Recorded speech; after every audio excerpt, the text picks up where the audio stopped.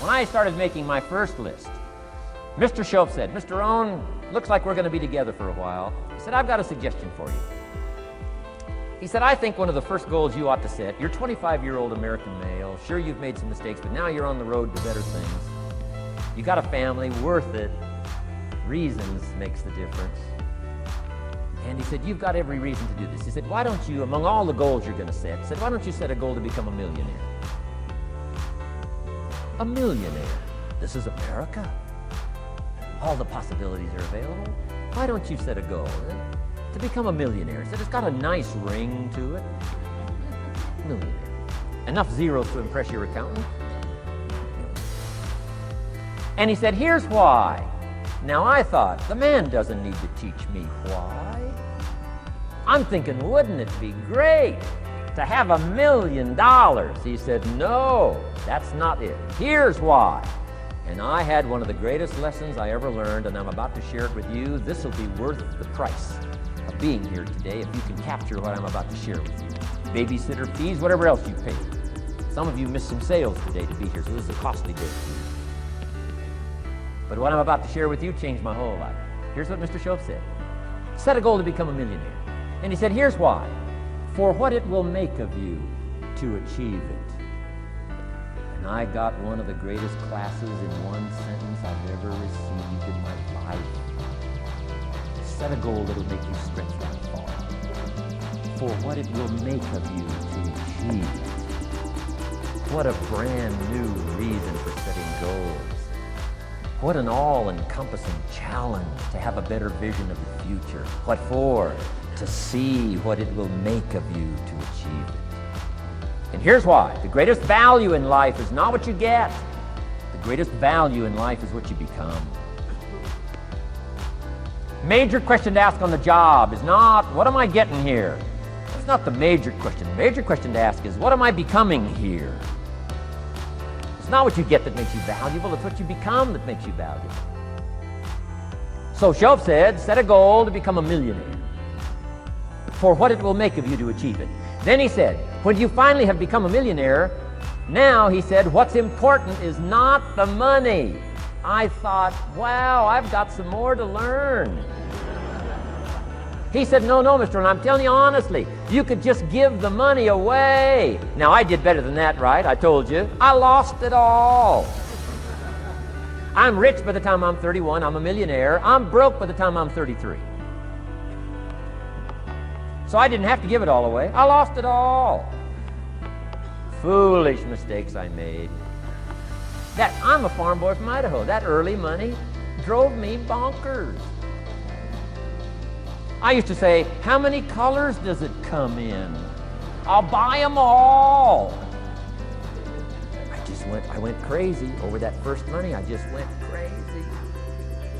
And then I made that one foolish mistake, right? Continuing guarantee. I mean, I'm so naive off the farm. I don't know what continuing means. And a few other mistakes. And by the time I'm 33, I'm broke. Now I've made and lost millions since then. But what an experience that was. And I'm telling you, the man was right. When I finally was broke at age 33, guess what I discovered? My money did not mean that much. It represented only a fraction of all my assets. Shope said, once you become a millionaire, Mr. Rohn, you can give all the money away. Because he says, what's important is not the money. What's important is the person you've become. Now, let me give you the key phrase on setting goals. Set the kind of goals that will make something of you to achieve them. Set the kind of goals that will make something of you to achieve them.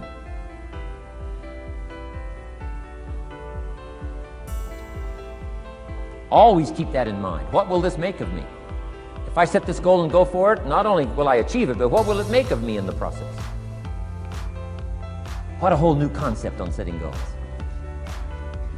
Now, there's two parts to this, and then we're wrapping up goals. Here's the first part now on this goal setting for what you become. Number one, don't set your goals too low.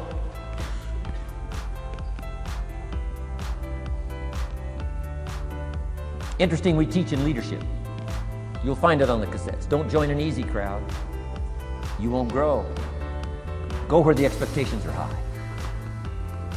Go where the demands are high.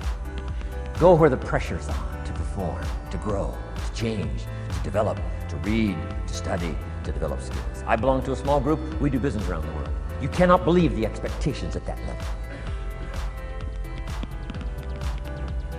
What we expect of each other in terms of excellence, far beyond average. Why? So that we can each grow, so that we can receive from the group, we can contribute to the group. Something unprecedented. It's called living at the summit. Go where the demands are high. Go where the expectations are strong, so that it'll provoke you, push you, urgently insist that you not remain the same for the next couple of years, the next 5 years, that you grow and change. So don't set your goals too low. The guy says, well, I don't need much. Well, then you don't need to become much.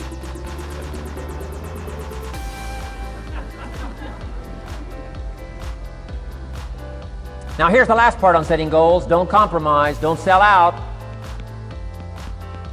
There were some things I went for back in those early years that I paid too big a price for. If I'd have known how much it was going to cost me, I never would have paid, but I didn't know. Don't sell out. Ancient phrase says, count the cost, count the cost, count the cost. An ancient story says, Judas got the money. You say, well, that's a success story. No. It's true, 30 pieces of silver in those days was a sizable fortune. You say, well, if a guy's got a fortune, right, that's a success story. No, you don't understand. His name was Judas. Doesn't that ring a bell? Judas. You say, oh yes, Judas, the traitor. That's right, the traitor got the money. Doesn't that change the story? And the answer is, of course, it changes the story. Interestingly enough, after Judas gets the money from becoming a traitor, he's got the money in his hot little hand, and now he's unhappy. Somebody says, well, if you had a fortune, how could you be unhappy? Well, he wasn't unhappy with the money. He was unhappy with himself. Key phrase, the greatest source of unhappiness is self-unhappiness. The greatest source of unhappiness doesn't come from outside. The greatest source of unhappiness comes from inside. And here's where the erosion starts, doing a little less than you could. That's where the beginning, little infection of unhappiness starts, doing a little less than you can, not feeling that good about yourself. So don't let that happen. Judas is unhappy. He says, what'll I do? He says, oh, I'll just take the money back. Walked in where he got the money and said, here, take this money, I'm unhappy. They said, heck with you, Judas. We got what we wanted, you got what you wanted, out. They threw him out with his money. Judas says, well, what'll I do now? He says, oh, clever. Should have thought of this first. I'll just throw the money away. And he proceeded to throw his fortune away. Why would he throw his fortune away? He was so unhappy with himself. And that's not even the end of the scenario. After he threw his fortune away, he couldn't change what he became, a traitor. And now, in total abject frustration, he goes out and hangs his worthless self. Which all traitors should do, save the state the money.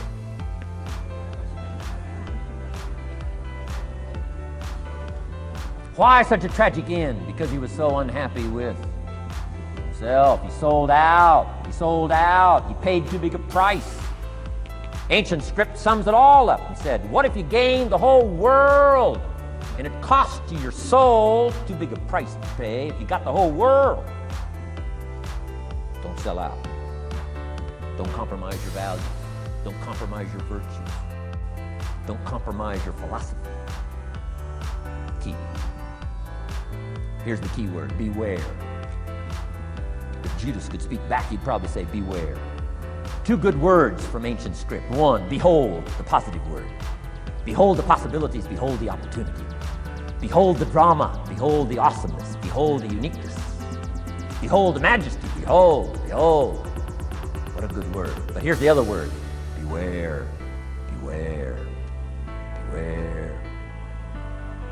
Don't sell out. Mark well what you become in pursuit of what you want.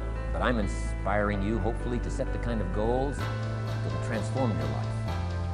Make you far better than you are, far stronger than you are. Okay. Isn't this good advice? This is such good stuff. I should have paid to get in. Right? Fabulous.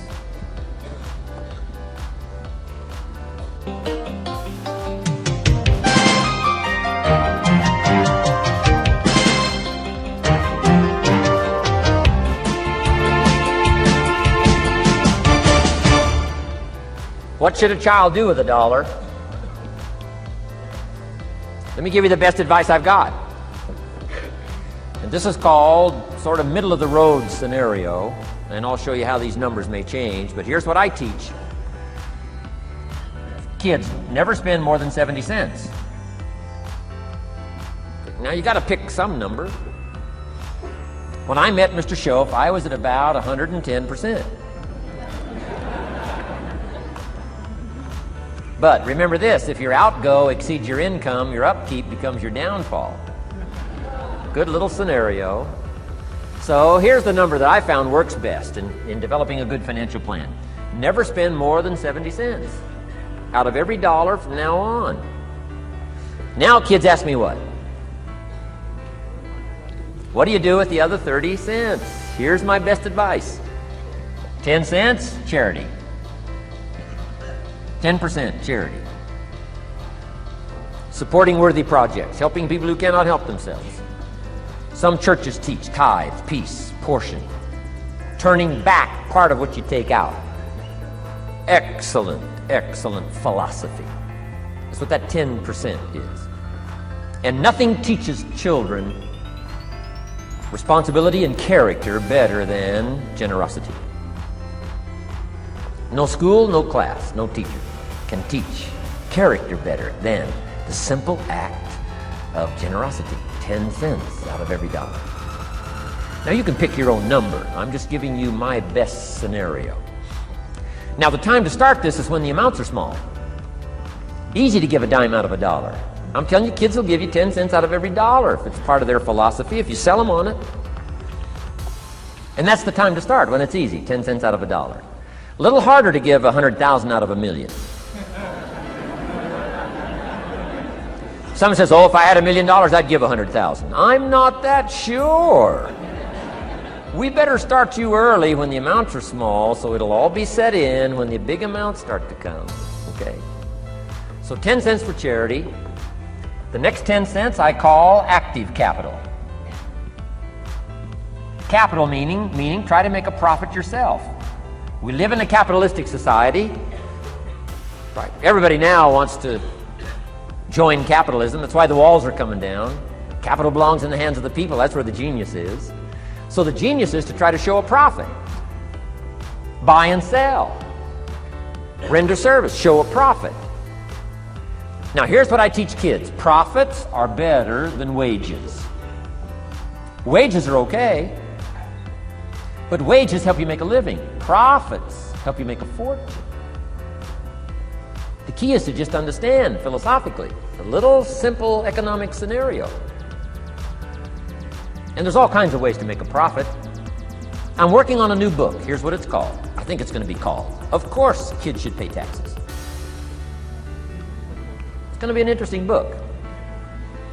In California, where I live, kids do pay taxes. If an 8-year-old walks into 7-Eleven, buys something that costs $1, the proprietor makes him cough up 7 more pennies. 8-year-old says, what's these 7 pennies? Proprietor says, that's taxes. Kid says, well, I'm only 8. Proprietor says, congratulations, you're my youngest taxpayer. So in California, kids do pay taxes. Now the question is, should they? Now the title of my book is, Of Course Kids Should Pay Taxes. You got it. Right? The disciple went and caught a fish, found the miracle coins, and paid his taxes and Jesus' taxes. So way back then, Jesus did pay taxes. Now the question is, should he? And the answer, my little book says, of course Jesus and kids should pay taxes. Of course. Of course. If an 8-year-old wants to ride his bicycle on the sidewalk instead of in the mud, you have to pay taxes. Things cost money. Got to pay taxes. Aircraft carriers keep tyranny over there instead of over here. Aircraft carriers cost money. It's expensive to run this whole show. You can't use used missiles. I mean, it's expensive to run the whole deal. Of course, everybody has to pay. Now, active capital means try your best to show a profit. Now, there's many ways to show a profit, not just money. Touch something, leave it better than you found it. That's a profit. Some profits are intangible, some profits are tangible. Long before Earth Day, for all sophisticated people, it was very proper when you left your hotel room to turn out the lights. All educated people. Why? Leave a profit. It's so easy to flip the switch and leave a profit. Some say, well, the hotel gets the profit. What do you care? All you need to become is a person who leaves a profit. I talked to a man who runs a whole string of apartments. He said, guess what? Most people, when they rent an apartment, leave it, what? Trashed, worse than they found it. What kind of a reputation would that be? Whatever you touch turns to trash. Whatever you touch gets dirty. Nothing you touch gets better. See, that's a poor philosophy. No wonder it leads to poverty, small lives. As one writer said, living lives of quiet desperation. This is where it all begins. Failure to leave a profit when you can, turn out the lights, doesn't matter what it is. Become profit-minded. Profits are better than wages because profit has the potential to make a fortune. Wages has the potential to make a living. So I teach kids, take part of your wages. If you earn the money, take part of it for charity and part of it to see if you can't make a profit. And there's all kinds of ways. My book's going to be full of all kinds of ways kids can make money. I teach kids how to have two bicycles, one to ride and one to rent. I mean, it doesn't take long to get into business. You don't have to be a genius. Halfway bright, you can start showing a profit. Now, here's the next 10 cents called passive capital. Meaning, let somebody else use the capital, you provide it, you're passive, they're active. And let them pay you interest. Profits and interest. Unique way to make a fortune. In fact, there's a Bible philosophy. I teach teenagers this Bible philosophy. Here's what it teaches. The borrower is servant to the lender. Wow. So where is the power position? Not a spender, a lender. And if I've taught teenagers well, if you ask them among some of the things you want to be, when you grow up, as years pile on, what would you like to be? I'm telling you, among some of the things that they would like to be, if they've sat in on my classes or gotten some of my material, they would say, I want to be one of them lenders. Powerful position. Let somebody else use your capital. Some projects require more capital than any one person has. So we've got capital pools, whether you put it in a financial institution or whatever, right? Earn an interest, earn a profit, right? Buy a car and sell it for more than you paid for it. Why? Because you leave it better than you found it. Touch something and leave a profit. Okay? It's not just wrapped up in money and economics. This helps to teach all other scenarios of life on profit and capital and expenditures, what to do with your time and what to do with your life, and as well as what to do with your money. Okay? Now this little scenario I call the ideal. Now here's what's important. To set up the ideal and work toward it. Because at first you may not be able to do these numbers. Some people are in such desperate situation currently, they got to go 97, 1, 1, and 1. I mean, I had to start there. Start with pennies. And remember, it's not the amount that counts. Mr. Schoaf gave me the clear situation. Here it is. It's not the amount that counts, it's the plan that counts. When I met Mr. Schoaf, I'm 25 years old. I said to him, if I had more money, I'd have a better plan. He said, no, Mr. Rohn, if you had a better plan, you'd have more money. 6 years? 6 years? In America, 6 years? Come on, it's not the money, it's not the amount, it's the plan that counts. So set up an ideal plan like this. Now you can rearrange this and modify it to suit yourself. I'm just giving you here as an example. So set up the ideal and then start making progress toward it. Because finally, these numbers are going to change if you move on up into the higher area, right? The people I work with around the world couldn't spend 70 cents out of every dollar. Would be obscene. That'd be too much. So these numbers are bound to change. I don't know what mine are. Probably 20% up here. A lot larger numbers down here. Okay? So So these numbers can change. I'm just offering you a good sample philosophy. Remember, philosophy is the set of the sail. The economy is not the set of the sail for you. For you, the set of the sail is your own philosophy, your own thinking, your own plan, your own concept. Don't borrow somebody else's plan. Don't borrow somebody else's concept. Don't borrow the concept, spend all you can, cross your fingers and hope for the best. Don't borrow that. Develop your own philosophy, and I'm telling you, it'll lead you to unique places. Now, the rest of a lot of this is on the cassette tapes, but let me just give you 2 or 3 more pieces of the scenario here. Then I want to talk about communications, and then we're going to wrap it up. Okay. Here's 2 or 3 more parts to financial independence. Number 1, keep strict accounts. This is the best of disciplines. Keep strict accounts.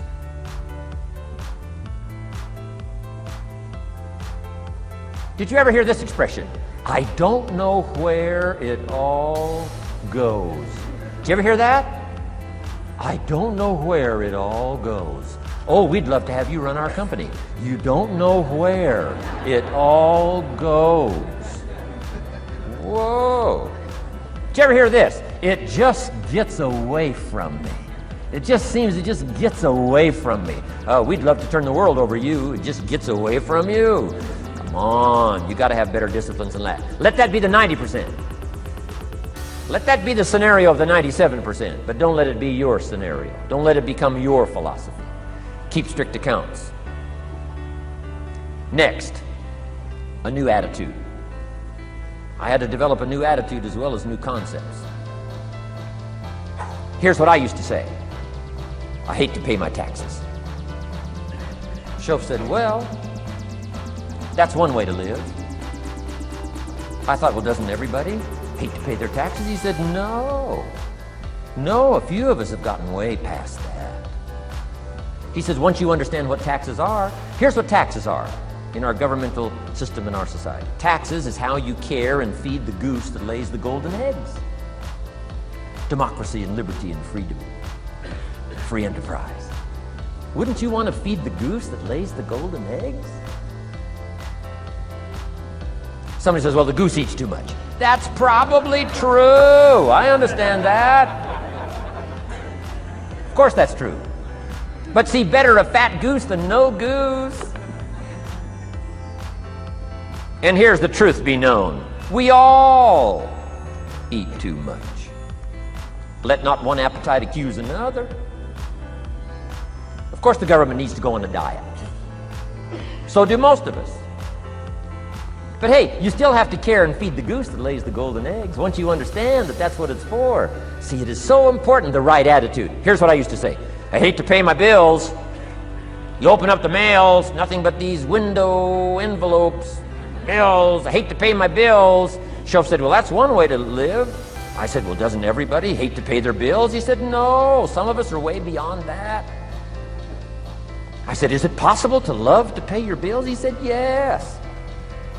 Reduce your liabilities, increase your assets. Wouldn't you love to do that? So start a whole new attitude here. Next time you pay $100 on an account, put a little note in there and say, with great delight, I send you this $100. I mean, they don't get many letters like that. Reduce my liabilities, increase my assets. My picture's changing. My picture's improving. I love to pay my bills. Keep the money in circulation. Pay my taxes. Feed the goose that lays the golden eggs. It's a matter of attitude. And here's the last on attitude. Everybody must pay. Of course, life is called opportunity, but life is called price. But we must all pay. We must all share. One of the classic stories of all time from ancient Bible script says, Jesus one day and his disciples were standing by the church treasury, synagogue treasury, watching people as they came by and put their offering in the treasury. That wouldn't be a bad idea. Jesus and his disciples standing by the treasury while everybody walks by. Jesus said, how much was that? How much was that? Interesting. And the story said some people came by, put in big amounts. Some people came by, put in modest amounts, average amounts. And the story says, then a little lady comes by and puts in 2 pennies in the treasury. Jesus says to his disciples, look at that. Look at that. His disciples said, 2 pennies, 2 pennies, what's 2 pennies? Jesus said, no, you don't understand. She gave more than everybody else. They said, 2 pennies is more than everybody else? He said, yes. Because I'm certain that her 2 pennies represented most of what she had. And if you give most of what you have, then you've given the most. Wow. What a lesson to learn. It's not the amount. It's what it represents of your life that counts. Now let me give you the wisdom of the scenario that did not occur. And this is the greatest of wisdom. And in my own particular peculiar brilliance, I have the ability to record for you what was not recorded in the scenario of the story. Here's what did not occur, which may teach us one of the greatest of the wise things that was taught in this scenario. Here's what did not occur in the scenario. Jesus did not reach into the treasury and get this little lady's 2 pennies and run after her and say, here, little lady, my disciples and I have decided that you're so pitiful and you're so poor that we've decided to give you back your 2 pennies. I'm telling you, that did not occur. If it would have occurred, she would have been what? Insulted. She would have rightfully said, I know my 2 pennies aren't much, but it represented most of what I had. And would you insult me by not letting me contribute what I wanted to contribute, even if it's only 2 pennies?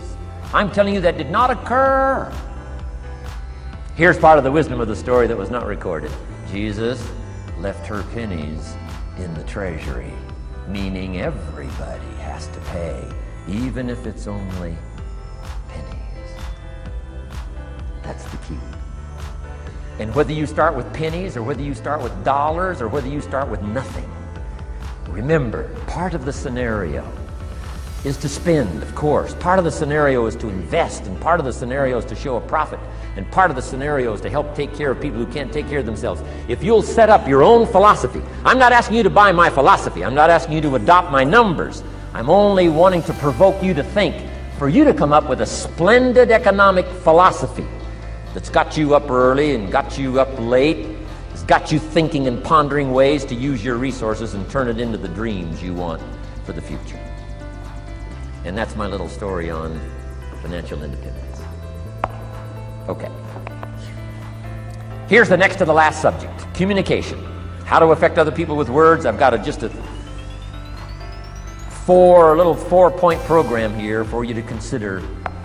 The whole expanded version now, 3 days, right? 3 days of all this is in that package that you're taking home. So this is called an abbreviated version of all the rest, this 1 day, video day. 4 steps to good communication. Here's number 1, first of all, words can work miracles. That's why communication is so important. Words can work miracles. Words are powerful. Words are almost godlike. In fact, ancient script says the Word was God. God was the Word. Wow, words and God. I said to my Israeli audience last year, in the beginning, the story of creation is unique. It says, in the beginning, Jehovah God spoke and said what? I've got some students here, I'm sure. In the beginning, Jehovah God spoke and said what? Let there be light. And what? There was light. Wow! Wow! It looks like words create light. Is that possible? I'm telling you it's possible. Humans can get pretty close. What if somebody can't possibly see how they could do well, how they could become successful, how they could transform their lives and their health, their future, and their finances, spiritually, and every other way? They can't see, and you come along and share your story, and maybe borrow some other stories. And by the time you get through with a good presentation to this person, they say, now I can see. Before you got here, I was blind. I was in the dark. And while you were talking, some things dawned on me. Is it possible to create light with human intelligence, with words? And the answer is, of course, of course. Here's part of the spectacular opportunity as a human being. One person talking to another. It's got so much power, so much potential. A mother talking to a daughter, a father talking to a son, salesperson talking to a client. Nothing more magical and powerful, awe-inspiring than words have the ability to dramatically affect people's lives and futures. So become good communicators. Let me give you some good keys to good communication. Here's number one, have something good to say. Communication starts with preparation.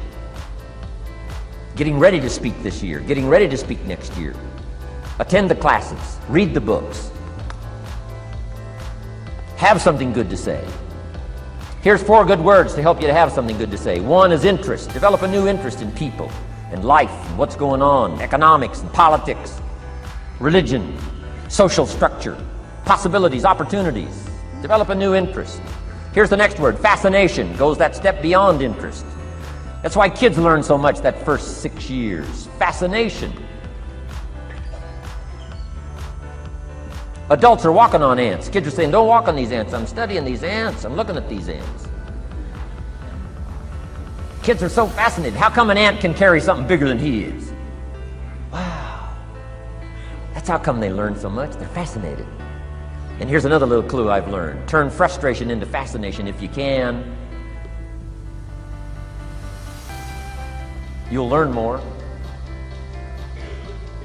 I've worked on this. I'm pretty good at it. Out in Los Angeles, I'm on the freeway. My airplane leaves in 45 minutes. The traffic is moving not 1 inch. I am now fascinated. I'm telling you. Now, it doesn't work every time. That's true, but every time it does work, I'm telling you, you'll come away with more. Learn to be fascinated instead of frustrated if you possibly can. Turn that little scenario on for yourself. Next is sensitivity. You got to understand, we use the phrase, where people are coming from, where they've been, what's going on. Sensitivity training is so important. People not like you, people that have got challenges and problems and difficulties. You got to do your best to be sensitive to other people, where they find themselves, the pit they might be in currently, what's going on. Be sensitive to that. Here's 2 of the greatest things said about Jesus. 1, it said he was touched.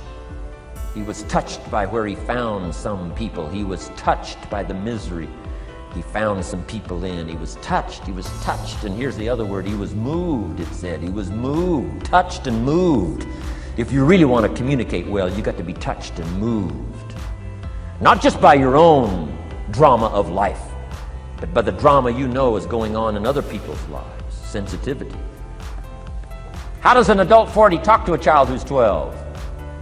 You got to be sensitive. Not just to your current situation. One of the best ways to identify with a child who's 12 and you're 40 is remember when you were 12.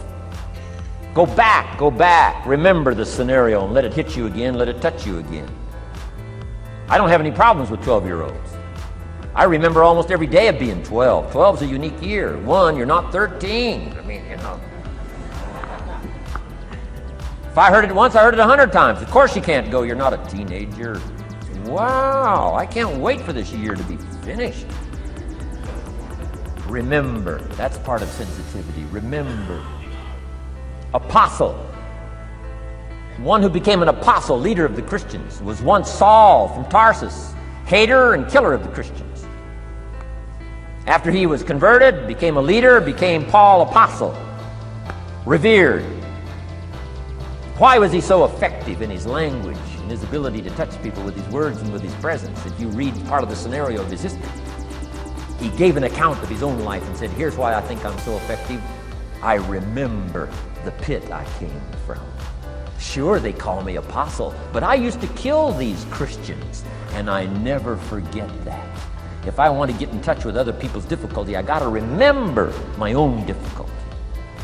Let it hurt again. That's what makes a good performance. A good actor, a good actress, the emotion close to the surface from the remembrance of things past. And then well-chosen words delivered with emotion, powerful.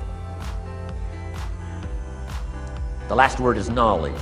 You just got to go through exercises like this. Take the notes, work hard, roll up your sleeves, go to work. Gather the knowledge in journals, gather the knowledge in notebooks, gather the knowledge in a library and cassettes and videos and every other means. Gather knowledge. Don't be lazy in learning. A major part of communication is preparation. Now here's the next part of good communication. Say it well. One is having something good to say, and number two is saying it well. Let me give you a quick list on saying it well. Number one, sincerity. Best place to start, you want to communicate well, is let your sincerity show. Next is repetition, the mother of skill. I've been at this 33 years. Somebody says, well, you give a pretty good seminar. I should. 33 years? 33 years! Repetition. Next, brevity. Sometimes you don't need many words if you're totally sincere, I'm telling you. Jesus' presentation in gathering up his team called disciples was fairly short. He just walked around the countryside, took a look at somebody and said, you follow me. That's brief. I mean, that's short. Now, why could he get by with such few words? And this takes care of a lot that I've tried to share with you today called personal development. Here's why I think Jesus could get by with such few words. For all that he was, that he didn't have to say. Take that scenario home. For all that I am, that I don't have to say. Just a few words could be dynamic in affecting someone else's life. A child, a business colleague, a sales client. Next, vocabulary. Got to work on your vocabulary. Some of my friends took a survey among prisoners working on some rehabilitation program. They weren't particularly looking for this, but here's what they found. There's definitely a relationship between vocabulary and behavior. And here's what they found out. The more limited the vocabulary, the more tendency to poor behavior. And when you think about it for a while, it makes sense. Words are a way of seeing. And if you don't have a good vocabulary, you can't see very well. Can you imagine the mistakes in judgment when you can't see very well? Next, words are a way of expressing what's going on in your head, what's going on in your heart. What if you can't see well and you can't express well? You can imagine the tragic scenario of 5 years of that, 10 years of that, 20 years of that showing no improvement. Behavior now becomes a major problem. And that person's world gets smaller and smaller and smaller. Why? They can't see and they can't express. And finally, they don't need much bigger place than a 10 by 12 cell. Their world is so small anyway, don't need much bigger place. I'm asking you to stretch your vocabulary. I used to put words up on a 3 by 5 card. I drove a lot back in those days, but at the end of the day, I'd mastered 2 or 3 words. My oldest daughter, Linda, with my grandkids, starts the day with what's called the word for the day. She writes it on a chalkboard, the word for the day. And the kids memorize that word and the meaning of the word. And every once in a while during the day, she'll say, what's the word for the day? The last day I was there, the word was superficial. Natalie's 4, Nathaniel's 5. And several times during that day, Linda, my daughter, would say, what's the word for the day? Natalie would say superficial. And she would say, Nathaniel, what does that mean? On the surface. Several times during the day. What's the word for the day? Superficial. What does it mean? On the surface.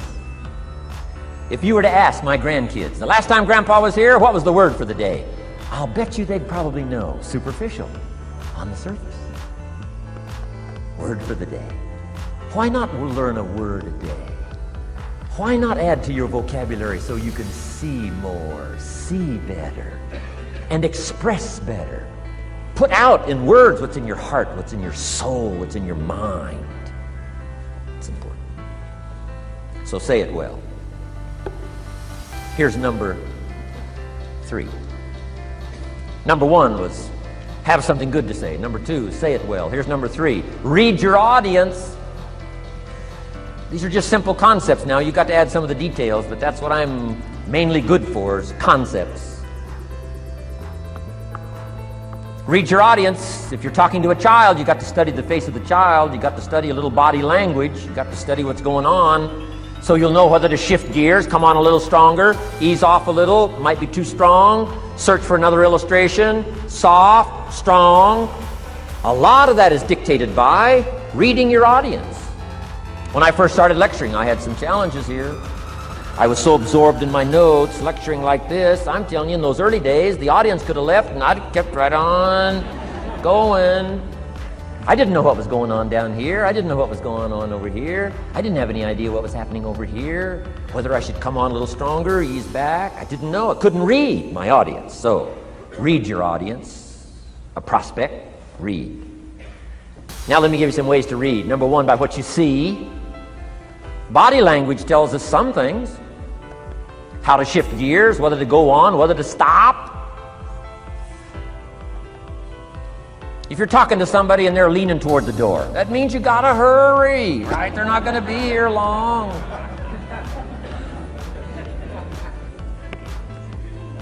Body language.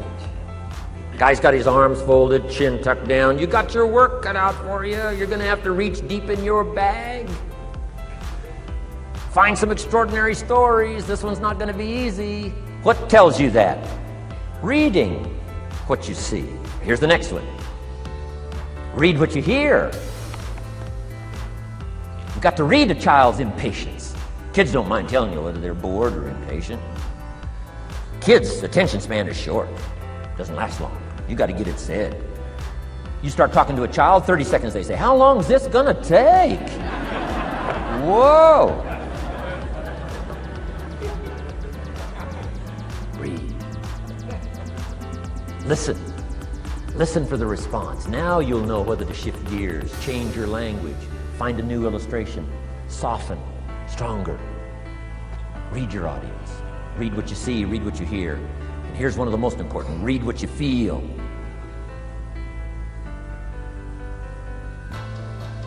Now, women are probably better at this than men when it comes to picking up emotional signals. Men, they can see, and men, they can hear. But it takes a little training for a man to pick up those emotional signals that are so important, so you don't say the wrong stuff. Because it's so easy to make a mistake in language. What if you meant to say to someone you care about? What if you meant to say, "What's troubling you?" And instead you said, "What's wrong with you?"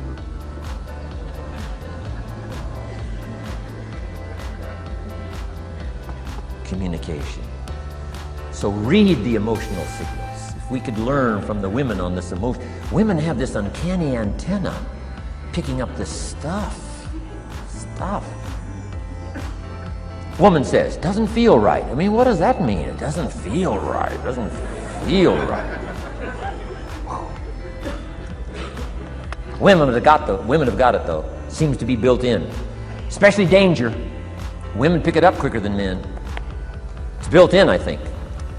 Way back, right? Man was the provider, mama was the protector at home. So she picked up this scenario of danger, I think, these signals. But they are good.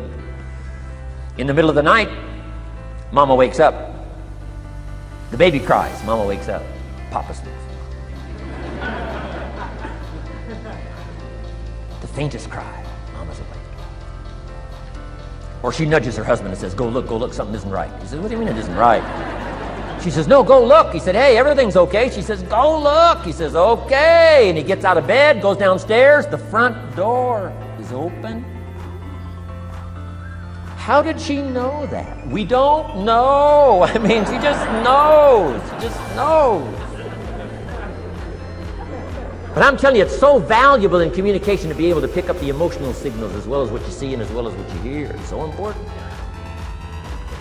But women are good. Ancient scenario says this: there are shepherds and there are sheep and there are wolves. What a good life scenario. But it doesn't stop there. This ancient scenario says also, Some wolves are so clever, they've learned to dress up like sheep. Now you got to have a woman. Got to have a woman. Man says, looks like a sheep, talks like a sheep. Woman says, ain't no sheep. Take my word for it. They know.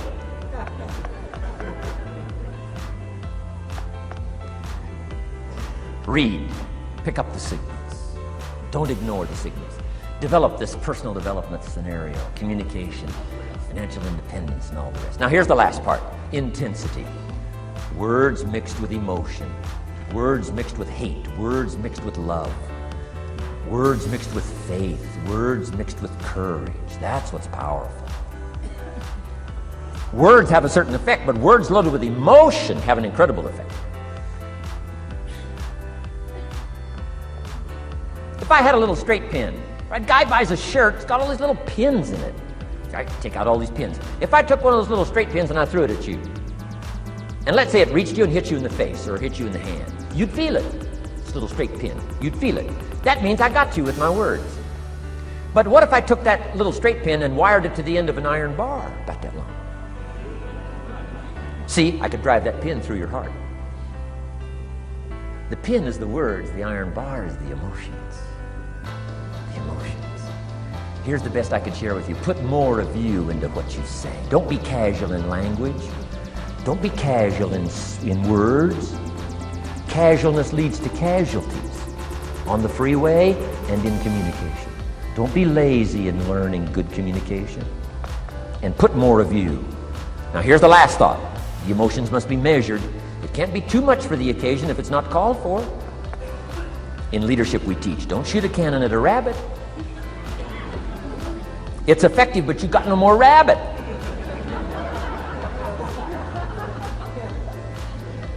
So here's some of the most powerful scenario in communication. Here it is. Well-chosen words mixed with measured emotion. The basis of affecting people with good communication. Well-chosen words mixed with measured emotion. And one last point on communication. The more you care, the stronger you can be. The more you care as a mother, the stronger you can be with your children. The more you care as a father, the stronger you can be. The more you care as a leader, the stronger you can be. In helping to solve problems, getting on somebody's case, the more you care. But you gotta care. I don't mind a minister consigning my soul to hellfire for my sinful ways. I don't mind that. If he believes it, I don't mind him consigning my soul to hellfire for my sinful ways, as long as he does it with tears and not with joy. If you're going to preach a message on hellfire and consign people to hell's fire, you got to cry and sob your way through a sermon on hellfire. We would all dismiss as a performance a dry-eyed sermon on hellfire. You can't legitimately preach hellfire unless your heart breaks.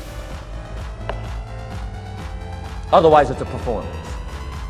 Otherwise, we could all dismiss it. Why? The heart's not there. There are some conversations that don't make sense unless they're accompanied by tears. It doesn't mean anything unless it's accompanied by a broken heart. Learn measured emotions. Remember, draw from well-chosen words, expanded vocabulary. Be interested and fascinated. Pull all this together. I'm telling you, your ability to touch other people will grow day by day, week by week, month by month, year by year. Here's my last subject. It comes in two parts. First is the negative part. And I got just a couple of tips for you on negative. There wouldn't be positive without negative. It's part of the life scenario.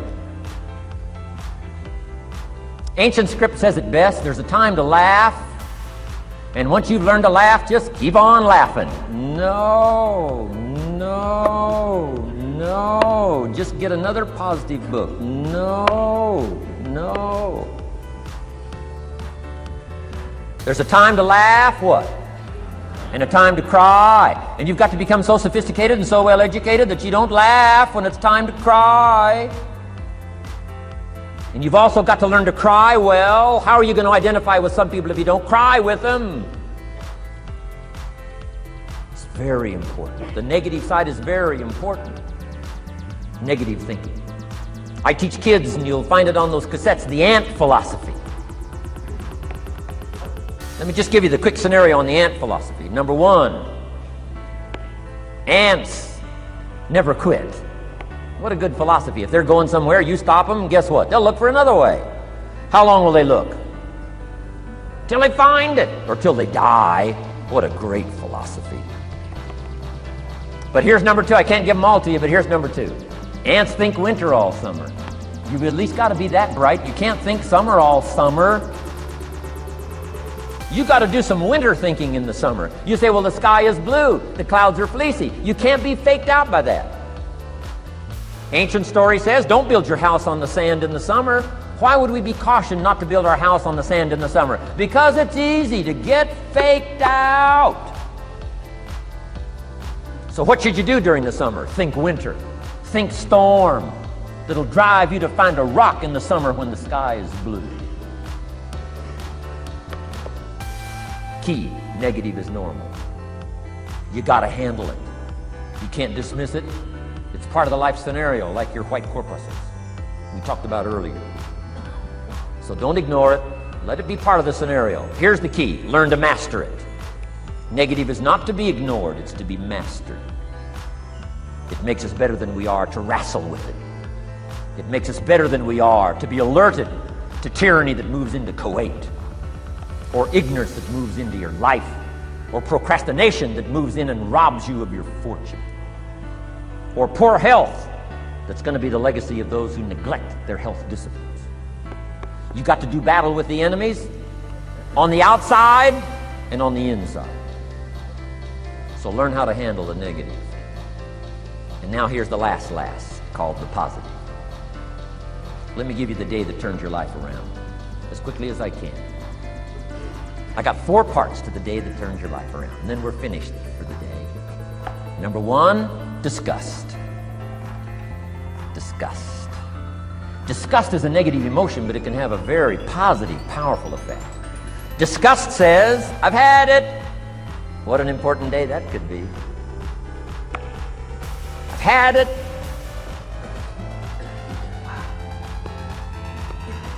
I met a beautiful, powerful, accomplished executive lady in New York. The company invited me to come in. This lady was a vice president, an extraordinary lady. I got to know her, and I found out her story. I said, how did you get here? Big income. And she never went to college, never went to university. I said, how did you get here? Executive, powerful, income. She said, well, let me tell you part of the scenario. She said, when I was a young mother a few years ago, she said, one day I asked my husband for $10. And he said, what for?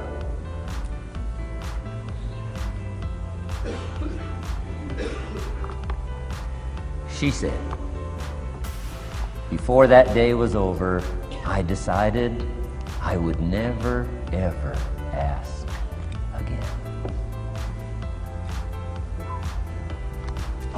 She said, I started studying opportunity, found it, took the classes, put myself through the schools, did the scenario. Now I'm vice president. I make a lot of money. And she said, I kept my promise. I've never, ever had to ask again. It's called a life-changing day. The day you say, enough is enough. Now, if you can add an act to your disgust, it helps. A man takes a shotgun to his car, blows out every window, destroys every tire, puts 100 rounds in it, and says, I've driven this embarrassing thing for the last time. And then he saves it. He saves it. And later when somebody says, how did you become rich and powerful? He says, let me show you this car. One day I'd had it up to here, I blew it to smithereens. enough is enough. Here's the last three. Next is decision. Decision making is a life-changing day. If you went home today and in the next few days cleaned up a list of decisions, it could furnish enough inspiration for the next 5 years, 10 years. What an inspiring day, the day you can bring yourself to decide. And here's the third one, desire, wanting to bad enough. Who knows the mystery of that? We don't know. But here's something I do know. Sometimes desire waits for a trigger, waits for something to happen. Who knows what the happening may be? A song, the lyrics, a movie, the dialogue, a seminar, a sermon, a book, an experience, confrontation with an enemy, a conversation with a friend who finally levels with you. Whatever the experience it is, it's so valuable. And here's my best advice. Welcome all experiences. You never know which one is going to turn everything on. Don't put up the walls. The same wall that keeps out disappointment keeps out happiness. Take down the walls. Go for the experience. Let it teach you. And here's the last one. Resolve. Resolve says I will. Two of the most powerful words in the language. Benjamin Disraeli said, nothing can resist a human will that will stake its existence on its purpose. Shortly put, I'll do it or die. Best definition of resolve I got from a little junior high girl, Foster City, California. I'm going through some words one day. I got to this one and I asked the kids, who can tell me what resolve means? Some didn't know, some tried. Interesting. The last one was the best. Little girl about 3 rows back, she said, I think I know, Mr. Rohn. I said, what? She said, I think resolve means promising yourself you will never give up. I said, that's the best I've ever heard. She's probably giving seminars somewhere today, right? I mean, that's the best I've heard. I asked the kids, how long should a baby try to learn how to walk? How long would you give your average baby? Before you say, hey, enough's enough. No. Any mother in the world would say, you're crazy. My baby is going to keep trying what? Until. What a magic word. I want you to write it down. Until. Promise yourself you'll read the books until your skills change. You'll go to seminars until you get a handle on it. You'll listen to it until it makes sense. You'll go for it until you understand it. You'll practice it until you develop the skill. Never give up until, however long that is. Step by step, piece by piece, book by book, word by word, apple by apple. Walk around the block, walk around the block. Go for it. Don't miss the chance to grow. And resolve that you'll pay the price until you learn, change, grow, become. Then you'll discover some of life's best treasures when you pay that price. Now here's my last word to you. As leaders in the community, I'm sure you are. Parents, the greatest challenge of leadership is parenting. Whether you're in sales or management, wherever I've found you today, I want to give you, from my heart to you, what I wished you would do from this seminar today. And if I've inspired you to do this part here, among all the other things I've talked about, I would have considered it worthwhile to leave my family, fly away from my home, drop down into Fort Worth, Dallas, and spend one of my very precious days with you. If I can accomplish this, it'll all be worthwhile. It comes in two parts, and here it is. One, learn to help people with their lives, not just their jobs. Learn to help people with their lives, not just their skills on the job. Touch people with a book, touch people with a poem, touch people with some words. Don't fail to say something that could be meaningful. Help people with their lives, help them set their goals. Help them with their dreams, help them with the future, help them with errors, help them with mistakes. Help people.